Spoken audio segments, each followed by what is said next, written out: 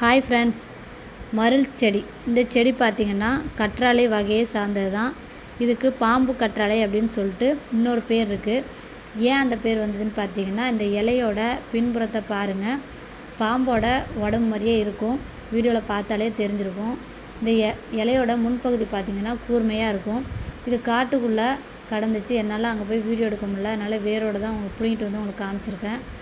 இது டார்க் க்ரீனாக இருக்கா, இதில் லைட் க்ரீன் அப்புறம் எல்லோ கலந்த மாதிரி. இப்போ அழகு செடிக்கு நிறைய பேர் வாங்கி வீட்டில் வளர்க்குறாங்க. இதுக்கு பராமரிப்பு கம்மி தான். ஏன்னு பார்த்தீங்கன்னா, சூரிய ஒளியோ தண்ணியோ அந்தளவு தேவைப்படாது. இந்த வீட்டுக்குள்ளே வச்சு நம்ம வளர்க்கும் போது தேவையற்ற துர்நாற்றத்தை போக்கக்கூடிய தன்மையுடையது. அப்புறம் பார்த்திங்கன்னா, காது வலிக்கு ரொம்ப நல்லது.